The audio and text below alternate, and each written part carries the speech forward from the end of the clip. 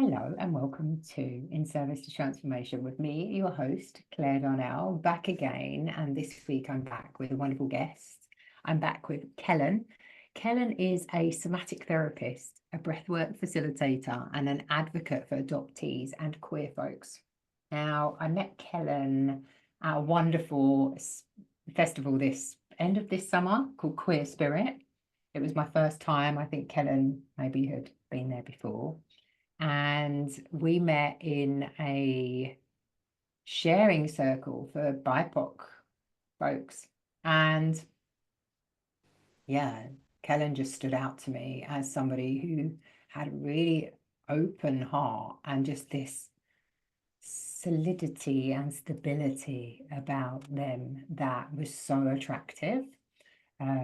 So yeah, that gentility and inner wisdom was a real just really drew me to them, and I'm really grateful that we built up the beginnings of a friendship over that weekend and some bonding. So I'm going to introduce you to Kellan. Hey Kellan, good to have you. Hi Claire. Yeah, it's great to be here. I've been really excited to talk to you, and I'm also very grateful that we connected at Queer Spirit, because not only is Queer Spirit just such a great place, but I felt like our kind of meeting was synchronous, and I feel like we really resonated over some aspects of our identity and our lived experience, and just our energies was a great feeling to share the festival. Yeah, we kept meeting in strange circumstances, right? We kept crossing like ships in the day, in the night. Yeah. And then it was just almost like, oh, I think you said at one point, I kept almost letting you know where you needed to go to next. Yes. Yeah, you were like a little guide for me when I was just like, oh, I don't know what workshop to attend next. You just pointed me in the right direction. And then those ones ended up being the most moving and transformative for me there. So you were definitely a little like angel guide. Yeah, and there was a sense of safety and comfort in, I think when I think of you, I see you sat opposite me, and that happened in so many of the workshops. And it happened in the Yeah, I first, didn't even think about that. yeah, Yeah. you were there in my line of vision. And then I remember, in the snake medicine workshop, you were there in my line of vision. There was just this sense of safety and stability in having you there. Yeah, beautiful. I love these little synchronicities. Yes. I've been looking out for more in life these days. I don't really believe in coincidences anymore. Oh, hell no. Yeah, so They're a lie. everything happens for a reason. Mm-hmm. Yeah. Well, I'm looking forward to getting witchy and wonderful with you. So obviously thank you for your trust. Thank you for coming along and speaking to us. And I just feel that, what little I've learned of your story, you have such a unique perspective to bring to the listener. And I usually unfold from a place of, okay, this podcast's about transformation. Many of us have this kind of deep knowing from the beginning, like this is not okay, something needs to change. And then for others, it kind of unpacks later in life. I'm always curious to hear about every individual's journey and like that turning point. Can you share with us a little bit about your, I don't know, awakening? Maybe Yeah. something needed to shift? So I feel like there were maybe several moments for me that Mm. were kind of akin to an awakening. And I mean, I feel like there was always a part of me really that was always searching for something more and searching for healing and searching for just something much deeper, I think, than kind of what general life leads you to believe that there is. But I think it was around my mental health crisis that happened. This was just before the pandemic, Mm.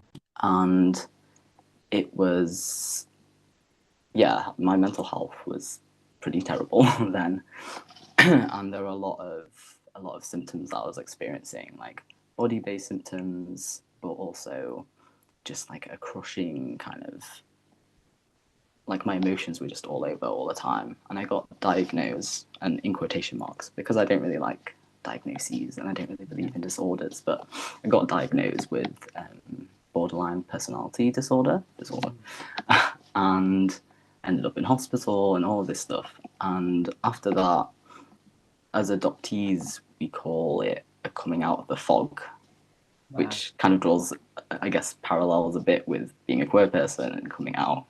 But it's this realization that we have when we actually, like, it hits us that actually our adoption has not been like this, we've not been saved by it, and it's not just all been beautiful, and family is just whatever you want it to be. There's no kind of connection there to birth family, and it's this realization that adoption is trauma, and how that really impacts every facet of our lives pretty much.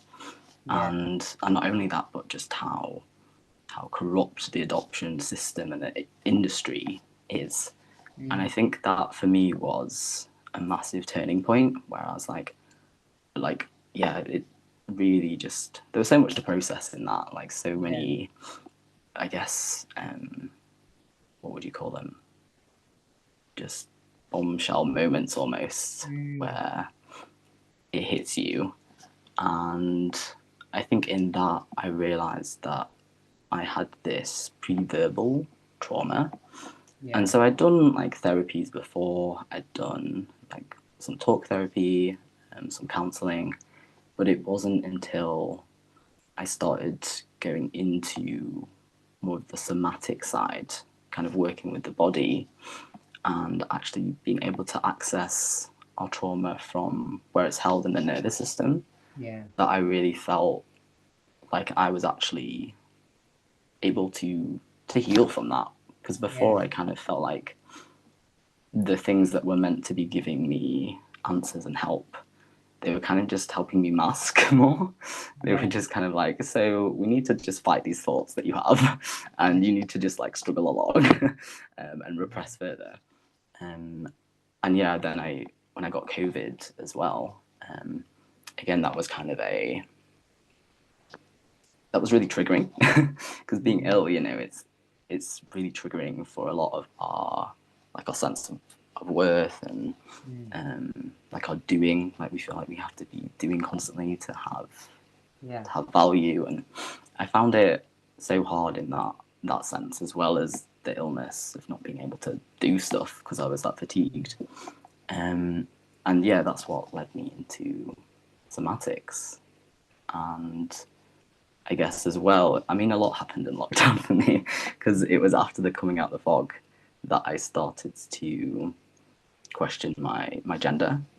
And I'd done that before. I'd kind of realized that I liked females when I was 16, which is kind of, it seems late to me now, but at the time it wasn't super obvious. And I started questioning my gender, but at the time I don't think I'd seen the non-binary rep that I needed. I was like, well, I feel like my body should be this way, but I don't feel like a man. Like I never felt this binary divide for me. I'd always felt in my soul that I was both male and female, and maybe sometimes something different, and maybe sometimes neither. And it wasn't until lockdown where I started being like, oh, people are putting pronouns in their bio, and I was like, I don't know what to put anymore. It wasn't until that I then processed my gender and came out, changed my name. So I guess there was like a string of awakenings, I guess, for me. And more, I was actually sat writing about this morning, actually, that I can't separate my journey with my transness and my healing so much anymore. Like they're one and the same. They're just they're both a transition through life, and I think I think there's beauty in both of those. Oh, sorry, mic drop. That is just so beautiful. All of that, just that sense of self-awareness that you bring. Yeah, and to think of your transness, your coming out journey being such a, it's in such a parallel, right, to the healing journey. They are just the same thing, right? They're just this, and that's been so resonant with me. Like my coming out just enabled me to I guess the words I would frame it with was be more in my authentic self, which Mm. actually has been one of the most deeply healing things for me. Yes. Uh, not to, yeah, to start to break away the conditioning and the shell of who I thought I was supposed to be. And then in removing that, in actually being able to access full potential and full potentiality and true healing and Hmm. yeah, embracing all of the witchiness and the whatever wants to come through, the too muchness, you know. Mm. And yeah, similar to you, somatic processes have been deeply, I'd say, seismically shifting. Hmm. Hmm. Hmm. I've, I would say I've been in therapy on and off most of my adult life Yeah. in one form or another. Yes. Yes. Yes. I've been in recovery Hmm.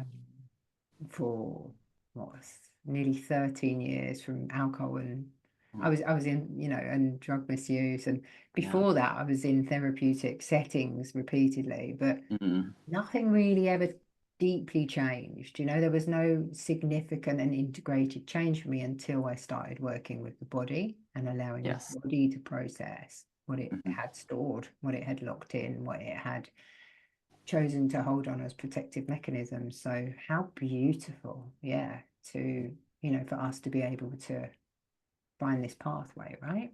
Yes. Mm, Yes. Yeah. mm. Oh, I just wish it for everybody. Hmm. Yes. And Same. I mean, that's why we do what we do, right?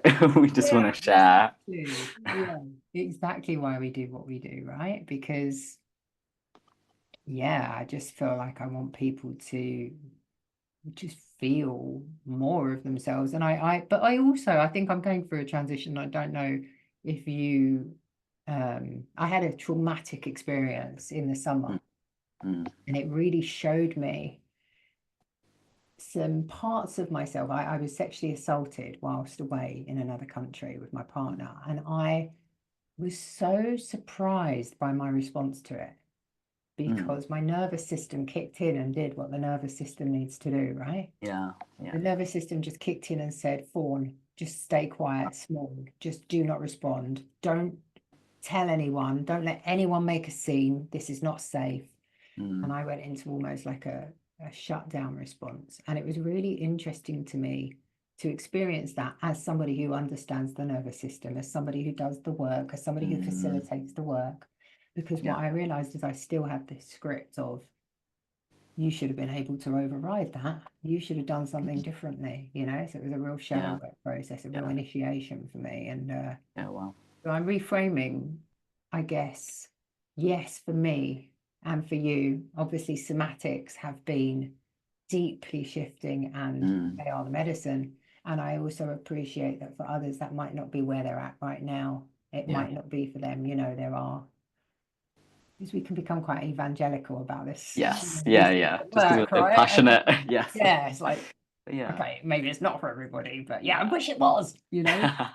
Yeah. Yeah. And I think everyone's on their own journey with it, and I think some people, there's not like a set program to go to this therapy and then we're on to somatics. It's like people will find it in their own time and when it resonates for them. And I think, I don't know if you resonate with the idea of that as practitioners and facilitators, it's almost like we have a soul contract with the people that we work with, like our online clients. And I think, yeah, like there's no point us like pushing that. It'll just happen when it's meant to happen for them. And I think it's really interesting what you were saying about this. You went into this shutdown kind of dissociative state, and then as a facilitator, I get this too, where I'm sometimes like, oh, and now I'm like a fraud because I should have been able to like resource myself through this, Yeah. and I should have my nervous system like. And I think it's almost like we can get a little bit perfectionist, and I think Mm. it's still that like slightly, yeah, well, yeah, it is society's kind of conditioning where we almost see nervous system work and healing as something where we have to get it perfect, Yeah. and it doesn't work like that. And I think part of actually our healing is realizing that you know, that's part of it. Like, part of healing is being not healed. Like, it always will have that aspect of it. Mm. And, you know, our nervous systems are designed to go through all of its states. Yeah. As in, you know, like, you know this, we're not just nervous system regulation isn't just about calmness, right? It's about embodying the states and fluidly and moving through them. And I think, you know, for other people that have maybe gone through similar experiences, it's like so important to, I guess, have compassion for those parts of ourselves that go into shutdown, because really they're doing their job really well. Yeah. So, you know, I don't think there is a perfect nervous system. Because, No. yeah, you can't perfect nervous system healing. You can No. heal Yeah. with nervous system work, but yeah, there's not like a perfect Yeah. outcome, if that makes sense. No, I mean, what I will say is I think when you're working with the nervous system, when you're working with somatic practices, my experience is we can grow the capacity to hold more experience. Um, Inevitably, you still go through the same response patterns, but it's how you respond versus react, because Yes. you have resonance, you have a familiarity around. For me, a lot of the work that I do around the archetypal medicine is, oh, I know how this feels when I take myself to this edge. I know how it feels when I'm this activated. And then Yes. obviously what will happen is in other settings, I will reach that state of activation. And then okay, I'm more resonant that I don't have to panic. I can hold Yes. it. Yeah. I definitely got it twisted with that specific. It was something where I was really hard on myself. Yeah. Yeah, Yeah. ultimately, the body's amazing. It will do what it needs Mm, for safe yeah. any given situation, using the nervous system, using, the somatic, the body, but Mm, also using the mind and the ego, mm, telling us stories, feeding yeah. information that will limit our maneuvers, our movements, our responses. Mm. Mm, Ooh. So, go back to what you were sharing. There were so many pieces there where you had your mental health mm, episode, you were mm, diagnosed, inverted commas, yeah. with BPD. You had, sorry, was it BPD or was it? Yeah, BPD, Yeah, BPD. borderline or Yeah, borderline. emotional Yeah, whatever. instability, all that stuff. Miss, miss, miss inverted commas, you. Yes. Um, so I would imagine at that point you started to access some support services. You started to Mm, access some routes to healing, and at that beginning of your journey, what was it you started to connect with that yeah. to support you? Well, initially through, I guess, through the systems, like the NHS system, they, you know, they gave me antidepressants and stuff. Mhm. And, you know, I don't want to poo-poo antidepressants because I think they're vital, you know, they're life-saving. But for me, I just knew that I wasn't going to be happy staying on them for a long time period. So I had to seek out an adoption specific therapist, Yeah. because I was like, I've got stuff to process here. I think it's time to kind of dive deeper into this. And so yeah, I think for maybe the first year, I was kind of doing more psychotherapy, which Yeah. was really helpful. But then it came to this point where I could ration it. I understood it intellectually, like I'd done the cognitive work, but Yeah. then there was still this just like, and I'm going to describe it as just like like a contraction, like a thing in the body that would just always come up with everything, like with anxiety and Yeah. depression and everything that we want to move through, but then we get stuck in. Yeah. And just yeah, a lot. There was so much, I think, anger and grief to be expressed, Yeah. and just talking about it just wasn't cutting it anymore.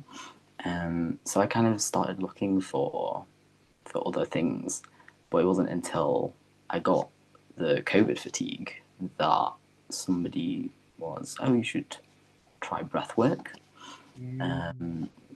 for energy, and I kind of came into it being a little bit skeptical because I was like, they're just gonna like tell me to do like box breathing, you know, relaxing, calming breath.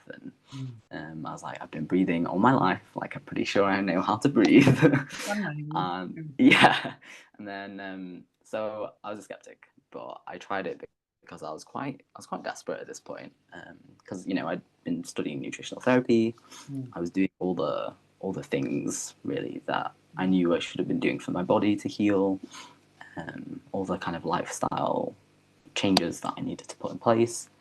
But it wasn't until I started doing breathwork that actually my energy started improving. And it was almost like I found it more meditative than anything else I'd ever done before. Yeah. And that was like a gateway into my spirituality, I think, and connecting with myself more and my ancestors more and just the universe more, I guess. And yeah, from there it's just I just got obsessed really. Like it was just I couldn't not do it. Like I was trying to like stay on my master's course with nutritional therapy, but it's just like my heart is somewhere else.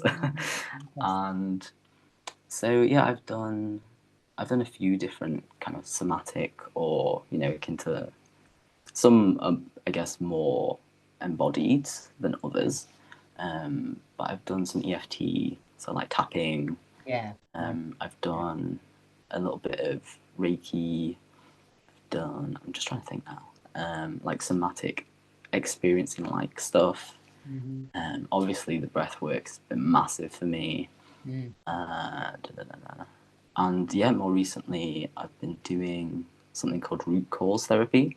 Yeah. And so I'm training in that. And I didn't realize, yeah, when I signed up for this thing, just how healing an experience training in it and like being practiced upon would be for me. yeah, And yeah, we do something that involves like some NLP and timeline therapy.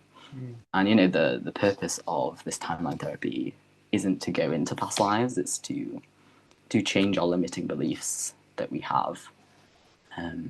Because you know we've all got just so many. Like even after the healing I've done with somatics, when we tested, like we do this muscle test, I was like, oh, I've still a load kicking around in my system here that I absolutely knew I had blocks around stuff. yeah. But yeah, it was like, oh god, like there's all of this. But Yeah. yeah, so yeah, the purpose is to go back and change the limiting beliefs in the root cause, like the first initial event that it occurred. So, you know, a fair few people go back to like childhoods, maybe things in the womb, sometimes genealogical memories, so maybe memories of our ancestors. You know, a few people that have been like their grandmother or their granddad or something. But yeah, I keep flying back in time to like past lives with these things. And yeah, it's fascinating for me because I was like, you know, I've always kind of pinned my survival mechanisms on adoption and you know growing up being very repressed and not feeling able to express my sexuality and gender around more conservative parents originally. They're a lot more liberal now, but yeah, so you know it's just crazy the richness that comes from these past lives. And I almost feel like it doesn't really matter if you believe in past lives in a literal sense or more of it's almost like the brain is coming up with a metaphor. So it might be more comfortable for our unconscious mind to kind of step into a scenario or like a version of ourselves that we resonate with. Or perhaps, you know, our brain sees our lives in different segments so that that's how it comprehends it. But I think more and more I like to believe in the literal sense of past lives. I've seen so many signs now, especially from finding these 3 past lives that have really changed so much for me and so quickly. But yeah, I don't know about you and past lives, but I I'm a convert for them for sure. Yeah. You know, it's really interesting because it's something I've always been curious about. I've had my Akashic records read and I was given some rather unsavory details about my Mm. past. And I thought, yeah, that makes sense. Um, Go figure. yeah, but it's really interesting because I've not actually worked with root cause therapy for this lifetime or any previous, but I Right. definitely feel like I really resonate with you when you just have a knowing and then Mm. that questioning. But am I just trying to frame it with this story so that it makes Mm. sense to this human form? Yeah. But then there's always that element of, but why on earth am I having that thought? Yeah. Because Yeah. Very obviously, much so. on some level, I didn't make that story up, that I. Mm. So I think it was really interesting when you said about people feeling that perhaps they were their grandparent because Mm. I didn't get to meet my grandmother, my mother's mother. I think she passed when my mother was 15. And then my mum had me at, I think, 16, 17. Right. And it was just the other day that I thought, I've been working on money karma. Mm. And so Mm. these things, they weave in different ways, right? So I've been Yeah. working on money karma. And what I do know is my mother's lineage on the mother's side, poverty.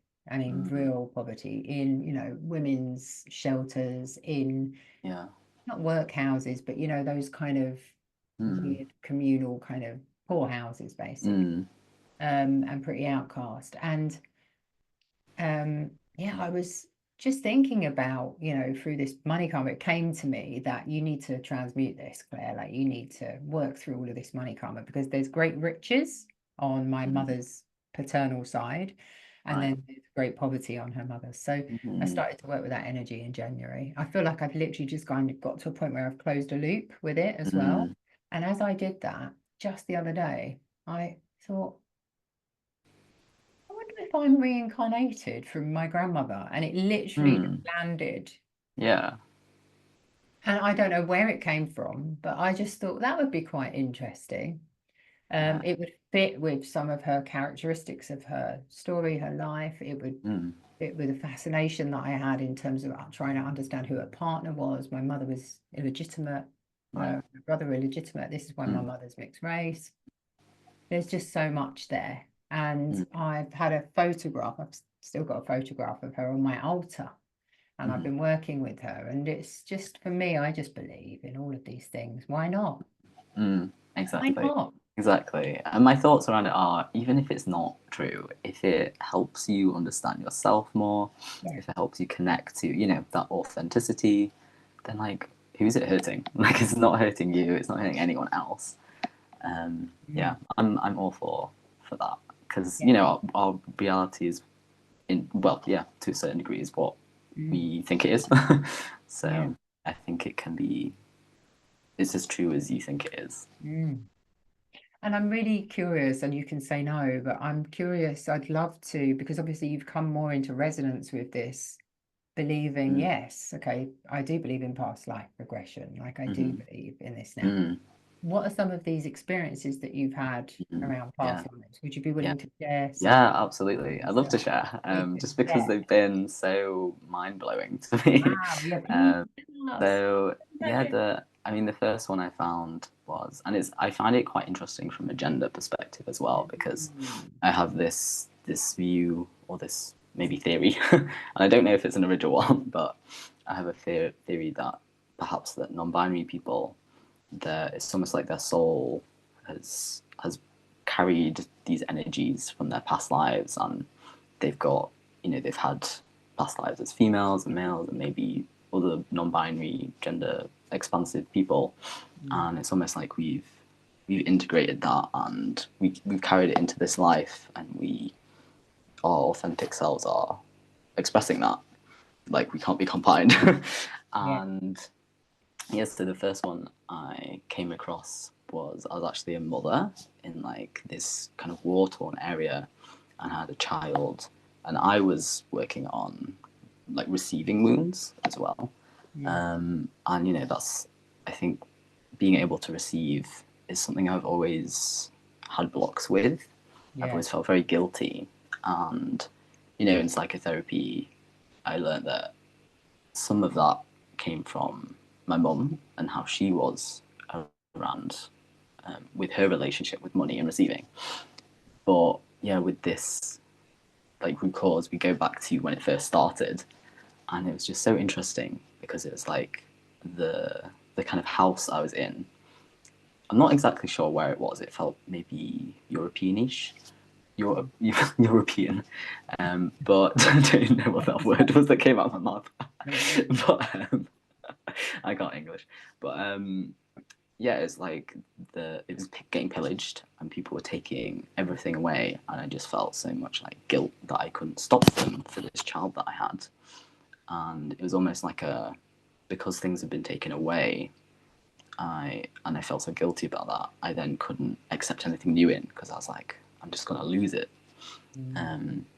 But then, yeah, in this therapy, we like dissipate this energy, and it leaves space for us to kind of see clarity and to see things from like more like capital self.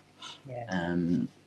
And so after that, like the vision kind of continued, and I saw that I don't know how, but like our house had been like everything we needed had been restored. Like maybe the community had given us things to live with, and yeah, just since then I've just felt so much more at peace with receiving. Like my business has been like better, and in a similar kind of line, like the second one, um, this one I find probably the most fascinating because I feel like usually when we think about I guess the trauma, or I don't really like the word baggage, but the things we're carrying from this maybe ancestral lives or past lives, and we think of them as maybe more recent, like maybe like 11 years. But I'm pretty sure I went back like 30 years or something in this one, and I felt like I saw myself as a gladiator in the Colosseum, and I got the sense that it was like towards the end of the Colosseum, and there was a lot of like honor and glory in what I was doing, and I was providing for my family, and I was working around a limiting belief of being good enough, because it's almost like no matter how many times people tell me I'm brilliant or anything, there was always this bit of me that was like, no, you're not good enough. And again, it's something that adoptees struggle with a lot naturally because we've been relinquished, and that goes everything is subconscious as a baby, so we can't resource ourselves, and there's almost nothing else we can do but blame ourselves. Yeah. So we struggle with that a load. But yeah, instead of going back to this lifetime or in the womb, I went back to being a gladiator, and I got the sense that I'd been really good, but then had started losing, and fresh blood came in, and it's all like I lost my honor, like I lost my reputation, and then I saw my death. Wow. I got stabbed through the heart, and then there's just like so much, I guess, grief and like pain at losing. Like I had a wife and like a little boy and a girl, and there was almost this like just deep shame that I couldn't stay alive to keep providing for them, and that was like a lot. Like I felt that very viscerally, and yeah, once we kind of dissipated this energy and allowed it to kind of move through, um, I saw I saw a vision of them creating like a shrine and like honoring my memory, and that actually they didn't see me as failed for for like dying and losing. They saw me as like great, and it's yeah. Since then, it's just the receiving and the feeling good enough has just felt so much more integrated than any talking kind of therapy has ever done for me. Yeah. It's almost like I just had that ingrained in my like every cell that I wasn't good enough. Yeah. So almost like no matter what I did, no matter what people said, it was just there. Yeah. And now I feel like I've really cleared that, and it's just allowed my life's already changed, and this was not that long ago. Like, it's very recent. It was after Queer Spirit. So in the Wow. last few, weeks. Yeah, I've really seen you flourish, actually. Thank Um, you. It's cool that people see that, yeah, I like, really see energy this kind of, change. yeah, this flourishing and it's beautiful. I just want to, before you, because I think you're going to share more, right? But there's I just could some, do. I could do. yeah, there's just something I want to touch on there around ultimately, I guess what the one thing that constantly I'm reminded of, whether I be facilitating or having my own experiences, is fear of death. There's this inherent fear of death, of dying. Yeah. Ultimately, fear of rejection comes from fear of death. If we're Yeah. outcast from the tribe, we're Yeah. alone. Obviously, there are no Survival. saber-toothed tigers coming to get us today. Yeah. The saber-toothed tiger might be, destitution, Deadlines. lack Yeah. of love, emotion Mm, be mm, coming along to get us or would be withdrawn. So, yeah, I was just thinking how important it is to come into connection with our mortality and mm, actually what is our legacy almost, because you spoke about that honor in death that a gladiator mm, was, those mm, words. And it was something that, yeah, I was really journeying just very recently, just thinking, what am I contributing to the world? Like, what mm, difference do I make? And there was so much grief there for me mm, around, I don't think I'm making a difference. mm. And feeling that and really allowing myself to sit for an entire day in grief, Yeah. um, allowing it to move through of like, what is the point of this? What difference do I make to anyone or anything? And then being in nature and grounding. And then I came home and what started to happen, because I think I'd allowed it to move through, I came home and I went into this state of receivership. Mm, And I was gifted with these beautiful reflections from the individuals that had journeyed with me in one of my, I don't know, what do I call them? Containers, one of my mhm. embodiment containers. I received these random messages, by a couple of people on Instagram that were reflecting back. Yeah. I just love what you're doing. Thank you. You give me, Yeah.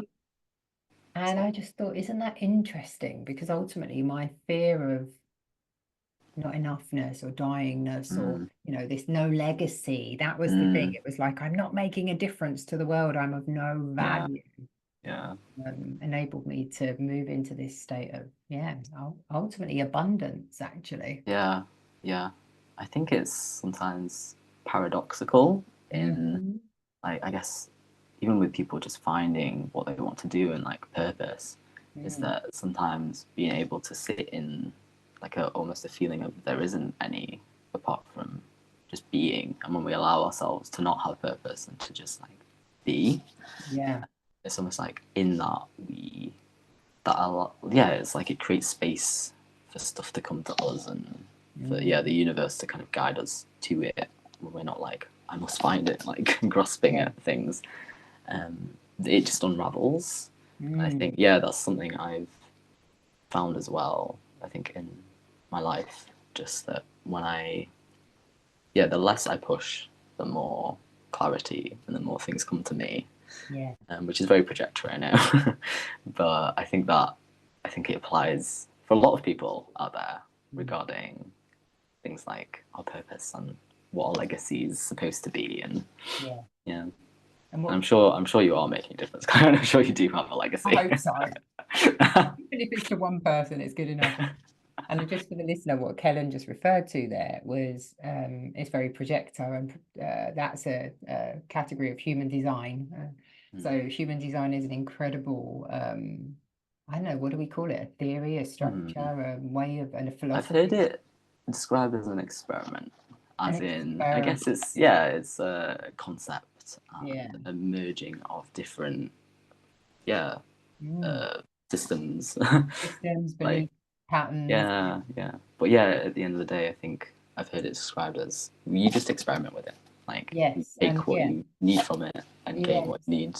But at the end of the day, you can't categorize everyone into Yeah. boxes. And this is one of the struggles I have, right? Do you? Mm, Because I've been in my human design experiment for, I would say, at least Okay. 7 years Oh, now, I nice. think, Probably only and about. really starting to underline. I'm a manifestor, starting to really understand my manifestiness has been deeply healing in terms of Yeah. understanding core wounds, moving through Oh, things, taking my power, taking up space, all of these, my mission, yeah. what I'm here to do. Hmm.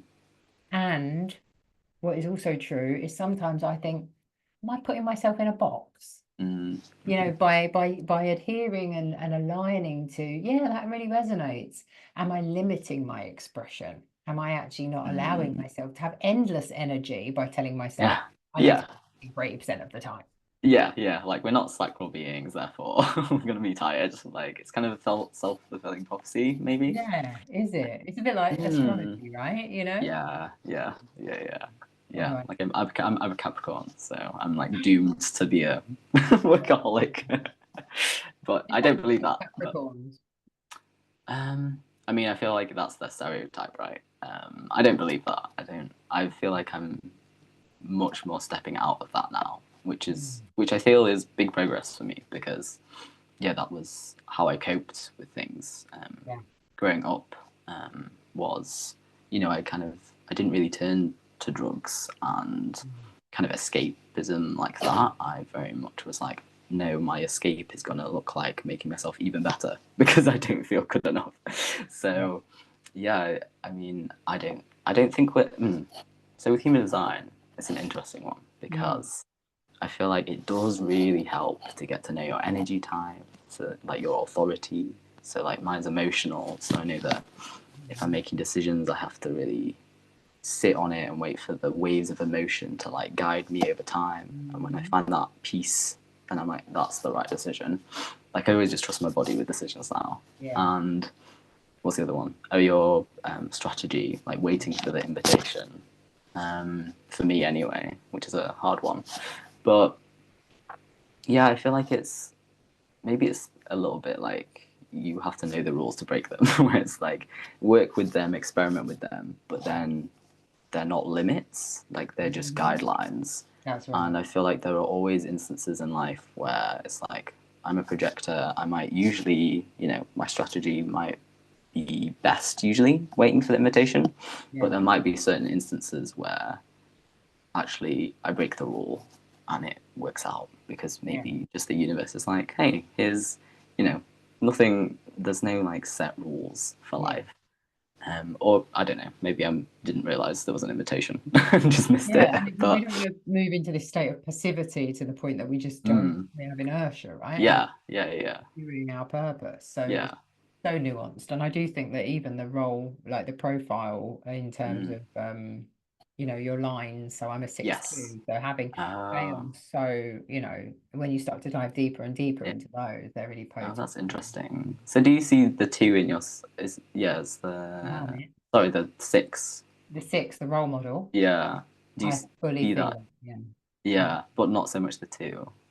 Yeah, I mean, I feel both of them, and I think my Mm. understanding is the six is kind of the outward, and the two is Yes. the inner. Yeah, and like So what everyone else sees in sort you of for. tension point, right? You've got this role model who needs to be Mm. out there using all of the experience you've had in order to alchemize pain for others, Yeah. be Yes. one who made the mistakes and show everyone the way. Mhm. Hermit that's like, oh, not today, please. Can we just Yeah. rest and stay Oh, that's so interesting. in But addition to the rest yeah, cycle? It gets especially because of the card you pulled before this chat, because it was the what was it? really, The relaxation, like the harvest moon, like just turning inwards and relaxing. Um, Yeah, that's really interesting because my profile lines are 2-4, so I um, always saw myself as a hermit, and everyone was like, "Oh, but you're like extroverted and confident and outgoing." And I was like, What the hell are you talking about?" Like, but they saw that in me before I saw it myself, like connecting yeah. with others.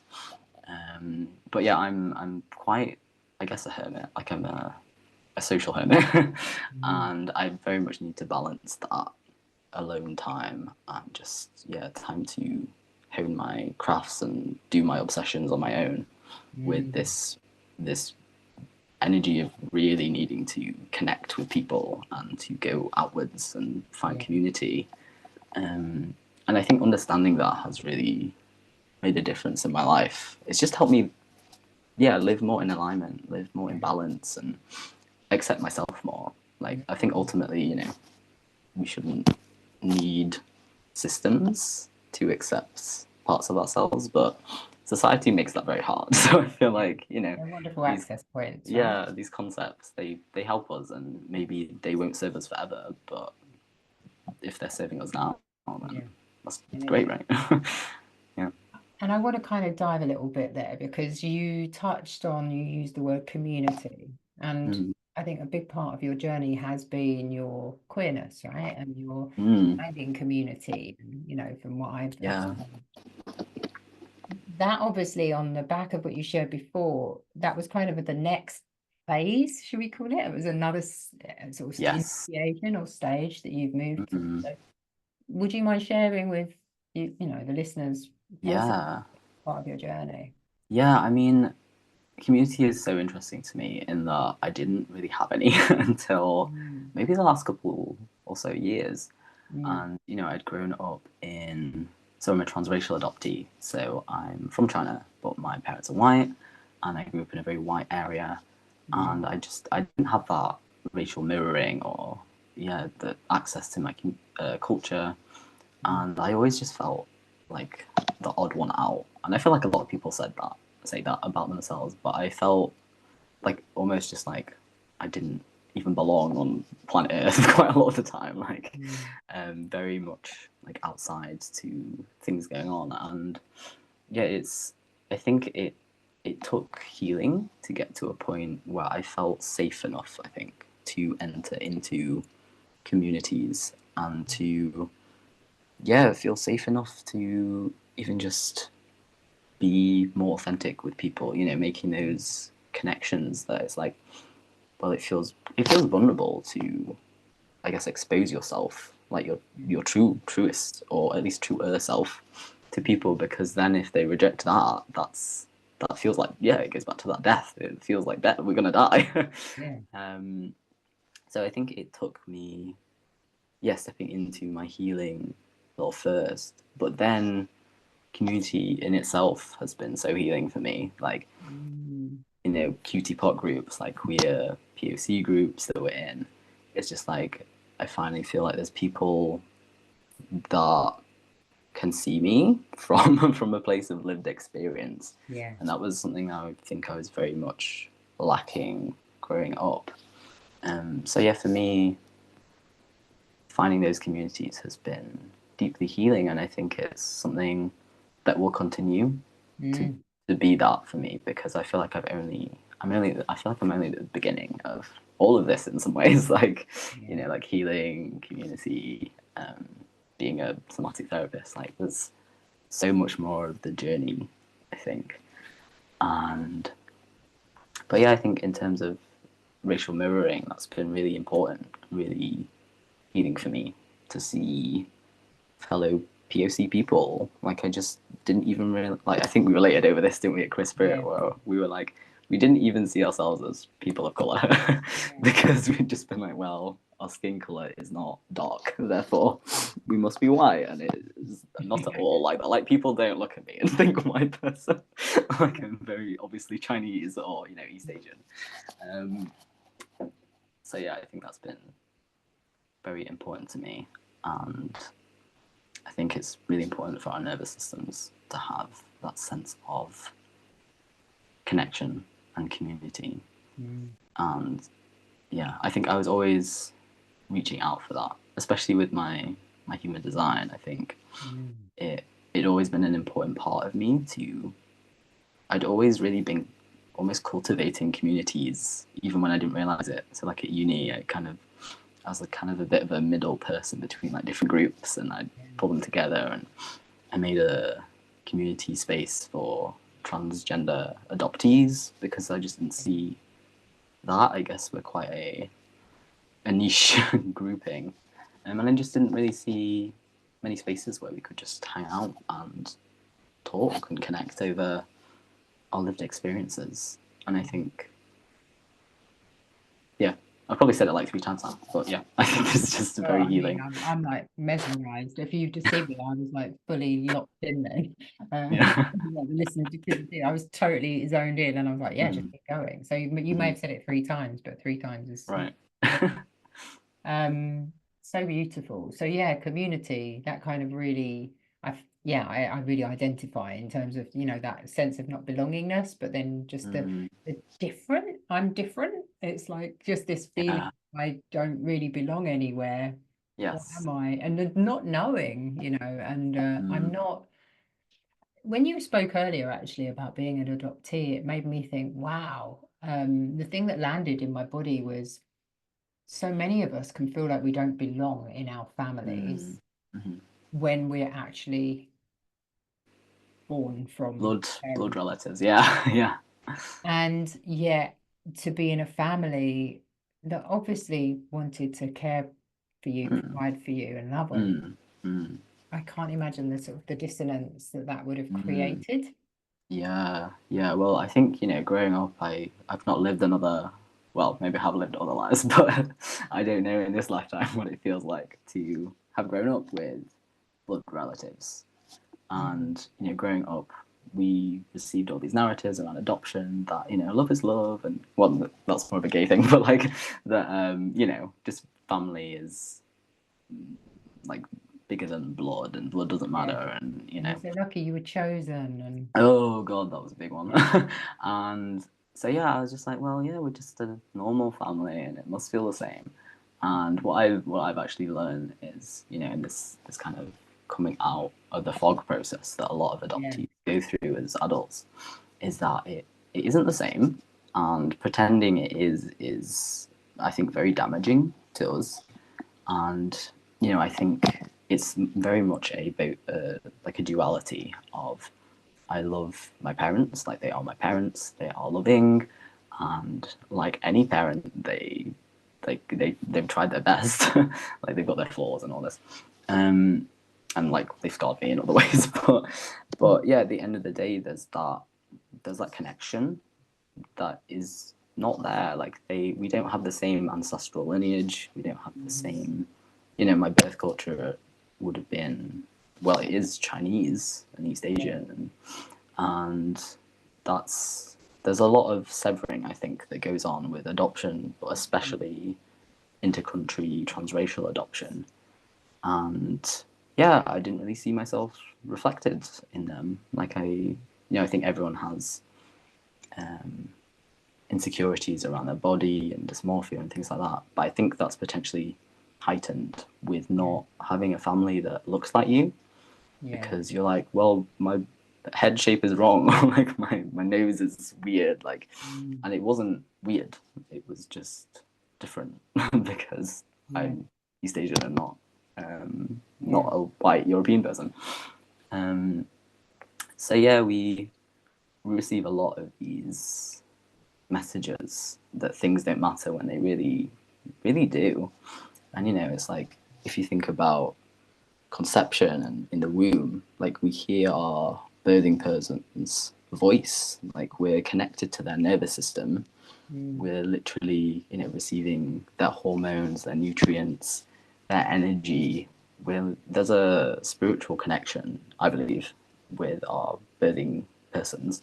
mm, And yeah, to not have that, I think is a big loss for adoptees, and I think it's a continual grieving process. And I'm mm, very interested in grief these days because I was always like, oh well, I've not lost people super super close. Like I've still got both my adopted parents are alive, and but then yeah, like I've been talking about this recently, that grief is in everything really. Like ever if present. there's yeah, if there's change, there's grief. If there's even good changes, even things that are positive, there's always loss involved.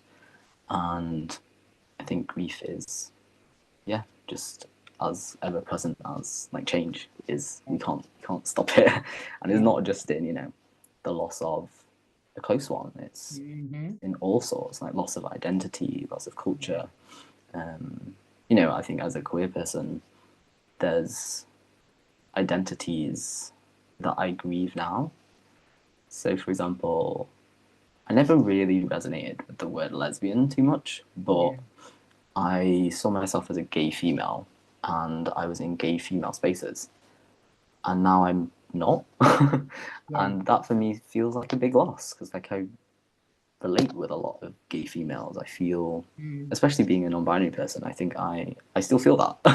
Like I still feel Yeah. like a gay female as well as sometimes a gay male. And Yeah.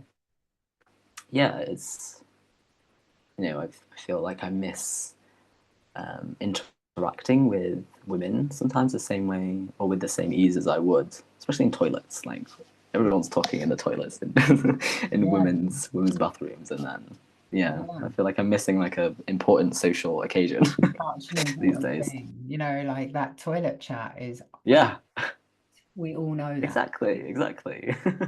So I miss that But I sometimes. think also it's really interesting because, yeah, I'm sort of feeling your grief because why do we have to choose a side, you know? And it all Mm, comes back to a construct and a system that's been set up to divide and conquer yeah. the Yes. masculine, the feminine, whatever Mm, you want to call it. Yeah, these yeah. control systems. And actually, I think one of the things that I loved about Queer Spirit was the unity of it, Mm, was the mhm. inclusivity of all beings. Yeah. Um, Yeah, really interesting. I actually heard somebody the other day who said that they'd chosen to use, they were in a circle with somebody and they'd chosen to use the pronouns of it. Mm, Um, yeah, yeah. because why not? Because Yeah. ultimately, what is she, her, he, him, they, them? But Yeah. Yeah. and it Yeah, like what can. pronouns are made of. Pronouns are also a whole wild ride to start Yes, learning, yeah, yes, and to get yeah, on board with, yeah, for sure.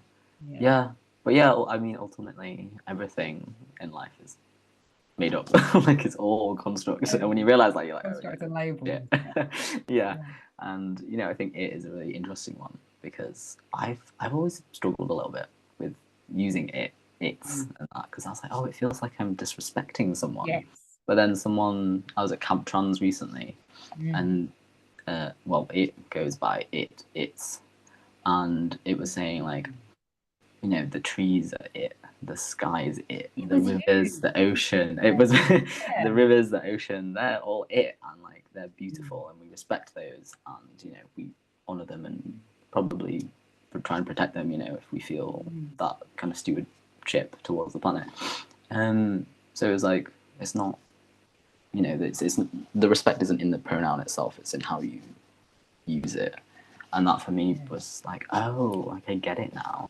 Like Yeah. it's not about my comfort, it's about its comfort or Yeah. anyone's comfort. And yeah, the ultimate respect is just using the pronoun that people want to people Ultimately, go that's by. what they Yeah, want to be, right? yeah, yeah, Making people yeah, conform. yeah. And it's not that hard. Mm. Like once you just practice it in your head a few times, Yeah. I I feel. think it requires a great deal of grace from everybody, Mm, ultimately. yes. Grace to allow somebody to choose, grace to allow somebody to learn. My Mm, experience with pronouns as somebody who, I'm 50 and pronouns would be relatively new, in mm, terms mhm, of having come into my line of sight and my experience. And yeah, it's kind of interesting because sometimes I fall over myself, mm, and what I've mm. noticed is the more that I'm willing to fuck it up and get it wrong, Yeah. or I'm willing to own that, the better I'm becoming actually at being more Hmm. aware. And I don't doubt I still do it. Yeah. Yeah. Yeah. Same The here. Same fear here. of doing it can make it worse. Yeah. Uh, so I feel like grace has been a gift, having people who are non-binary, who are trans in my life who've said, it's okay, you're trying, you're learning, Yeah. and also me making it known when I know I've made a mistake, oh, Mm. Hmm. sorry, sorry, sorry, Yeah. Yeah. you know? Yeah. And that I feel like that goes into a bit of healing that those parts of us that see everything as potential death, like rejection, Mm. because we realize that it's not a personal thing. Like like we can feel sorry for getting something wrong, but it doesn't mean Mm. that we're a bad person for getting something wrong. And just from my own journey, it's when when I first came out, my parents really struggled with my name change and pronouns, and sometimes they just leave it, and I was like, oh, are they even trying? But like I was like, I'd rather you try and get it wrong, or like just make a hash of it and correct yourself, than like have that, oh, like I've said it wrong, but then they don't want to say anything else, and that, yeah, just almost like that freeze around it. Connection, right? Ultimately, it's frozen out. Yeah. So yeah, I think getting it wrong is important in life. I'm saying that to myself as well, but yeah. I mean, it's quite interesting because I did have an interaction with a friend who is trans non-binary and is very vigilant about correcting me, which on one hand I was really grateful for, but it did reach a point where I actually felt when I'm in a and it wasn't just about misgendering them, but it was about every other person I might be observing, so making assumptions. Okay. And it was really interesting, because yes, please challenge me, challenge my perspectives. But also when somebody is flowing and connecting with you, conversation, and that's being corrected before you're hearing what the person is flowing and connecting with you about, for me, it started to cause a rupture in the line of like a bit jarring. Yeah, it was like, actually, now I'm out of this. I want to connect with you, and actually, it feels like I'm being policed. So it was an interesting one to navigate. Yeah. I think it's a tricky one to navigate. Like I'm always been like, do I correct people or do I just like tell them like later? And it's important to people, right? It's important to you to be gendered and to be pronouned in the way that you wish to be, and I really respect that. But also, you want to stay connected. You want to have that kind of human connection. Yeah, I think that's kind of maybe what decides it for me these days, is that I don't want to break connection. So I'll leave it until a point where I can usually say it, and like after that conversation is over or something. Like I'm trying not to leave it too late, so they like keep doing it, and then like they've got it in their brains that I'm like he, him or something, and then they have to change. But also it shouldn't be about ease really. It should just be about when it feels right, I guess, for that person. But yeah, it is a really interesting one. Yeah. And I'm so grateful even to be able to have these conversations, because I'm sure that there'll be listeners who,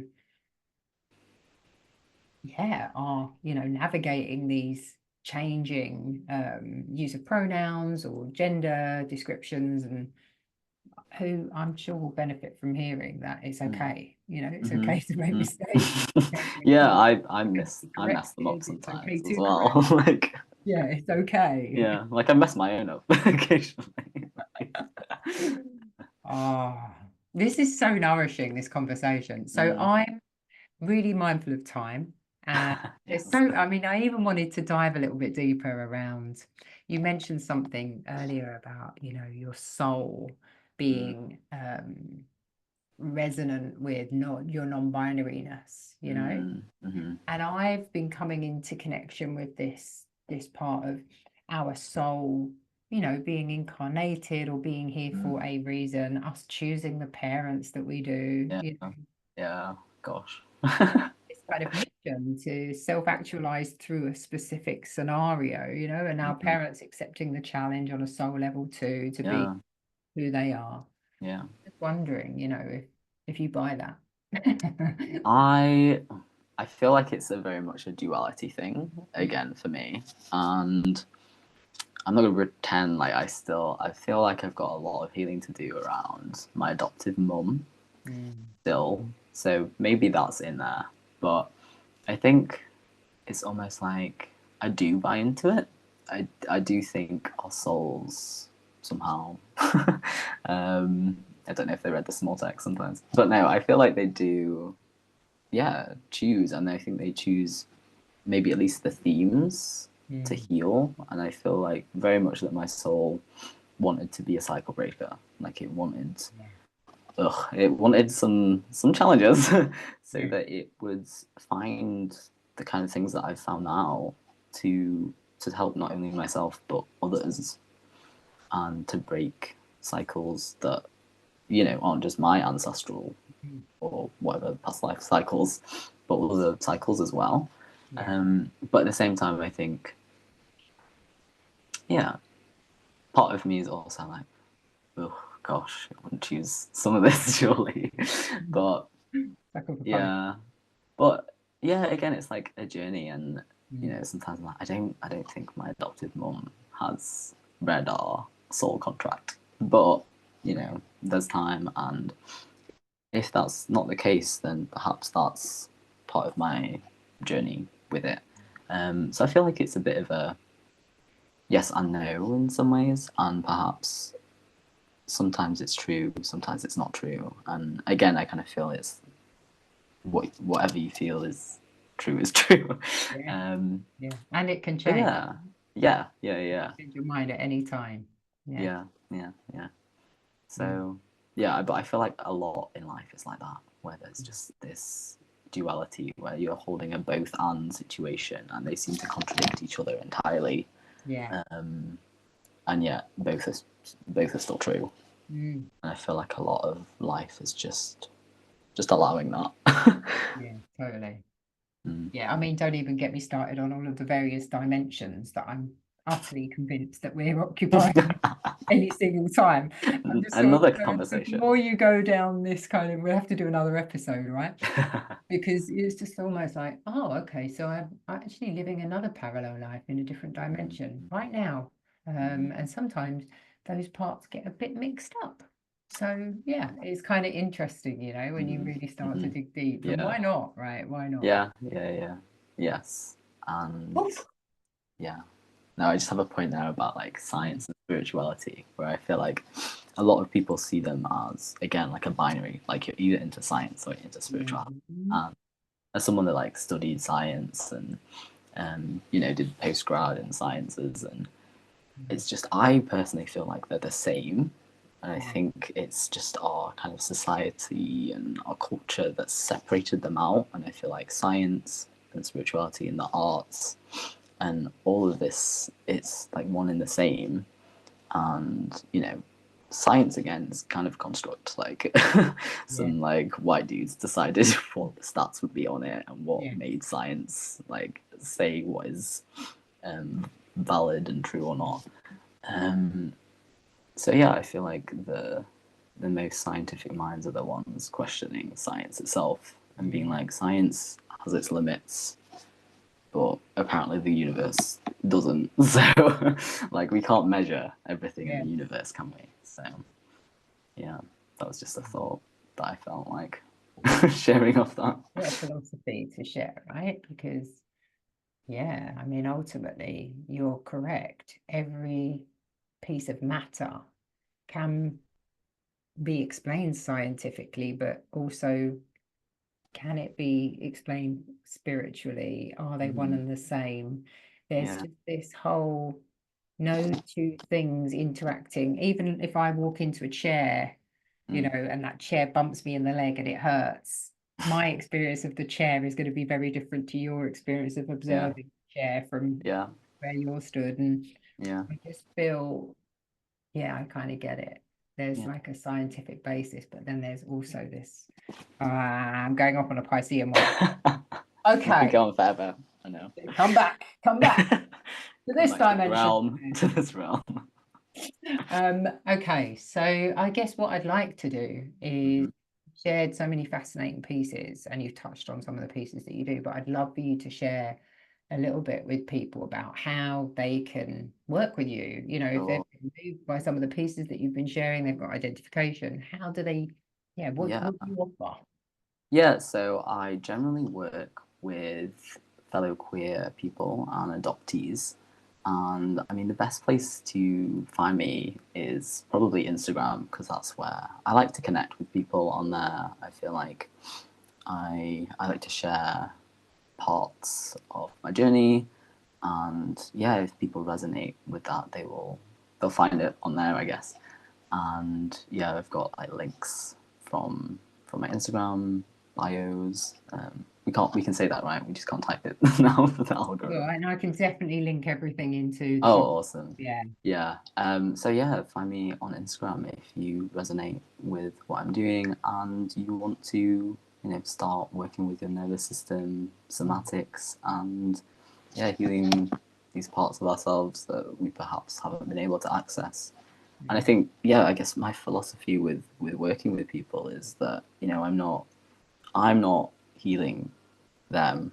Yeah. I'm just like a guide for allowing people to experience what they need to experience, and for their bodies to naturally know what to do. Like, because I feel like our bodies innately have wisdom, right? They know how to heal and they know what needs to be felt. But it's just creating that kind of safe container for that to happen in. And yeah, so everyone listening is their own healer. That's my belief. Beautiful. Yeah, and you just know when something resonates, right? So if anybody Mm-hmm. wants to reach out to you, I guess, and just further deepen and clarify that resonance, Mm-hmm. get in Mm-hmm. touch with Yeah, Kellan. yeah. And I'll make sure that Kellan's bio for Insta is our link for Insta is attached in the bio, and you'll see Kellan's details also on the Instagrams that I will share when this episode goes out Yeah. in the not too distant future. Yeah. The other pieces that I'm kind of curious about as well, because we get a broad spectrum of listeners who are tapping into the Mm. podcast. Now, some of them are, and it's interesting because you just touched on people healing themselves and you're a guide. And Mm. that might be the advice that you want to give. But ultimately, if people are looking to embark upon a journey of healing and maybe they do Mm. have some similar experiences to yours, would you have anything that you would like to share with them in terms of some of your wisdom?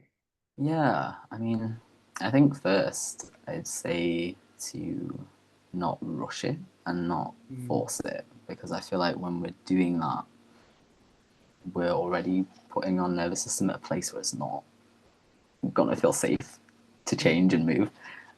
So I'd say go with what calls to you, whatever that looks like, and it doesn't have to be my stuff. It doesn't have to be breathwork. It doesn't have to be somatic processing. But if something out there kind of speaks to you and resonates, I'd say start there and be gentle and give yourself lots of compassion over these parts of yourselves that are just keeping you safe in the best way that they know how at the moment. Mm. And yeah, there's not a panacea, I don't think. I think if people are looking for a panacea, I think they will be disappointed. But I think there's a lot more hope for healing things that we think, Western media, like society, might say, like you're doomed forever with this stuff, including, like health conditions as well. Mm. Because, how the body stores that as our trauma and that manifests. Another tangent. But yeah, I think that's Mm. what I'd say. Thank you. And then for those who are wanting to facilitate, wanting to hold space for others, any pearls of Mm. wisdom? Yeah, and actually, so this is something that's been told to me a lot in because I didn't feel good enough before. In that, like, you don't need the most expensive like facilitator courses. You don't need to do the like going abroad for 6 months with the most famous person in the industry, quotation marks. To be a healer, I feel like we all have that innate capacity for healing, and obviously we need some sort of, you know, the world works a little bit on paper and like qualifications, Mm. but I'd say again, go for you. Yeah, you don't need the big impressive accolades, I think, to Yeah. do it. And yeah, I'm always happy to talk to people because I feel like there's a lot of detail in there.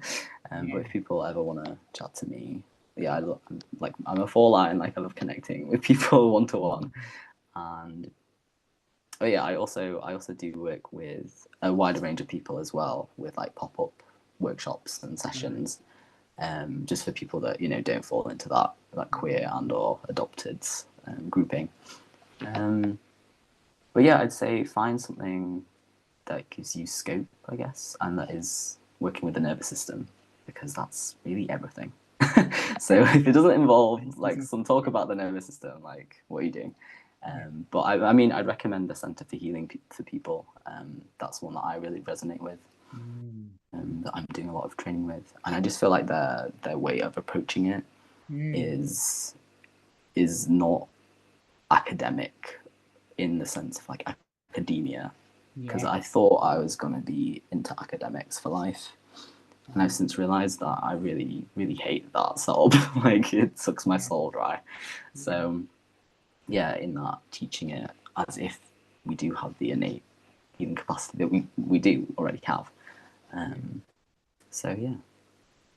Yeah, amazing advice. Thank you. Yeah, totally resonate with you as well around. I think the further I've been exploring, I don't know, I think colonization and education is such a part of that construct. And I'm starting to realize I started to study psychology, and as part of that process, I started to see how really all of these kind of theories are just plagiarized indigenous medicine. Yeah, there's so much erasure. This feels deeply uncomfortable. Yeah, there's I so want to much be a erasure. psychologist. Yeah.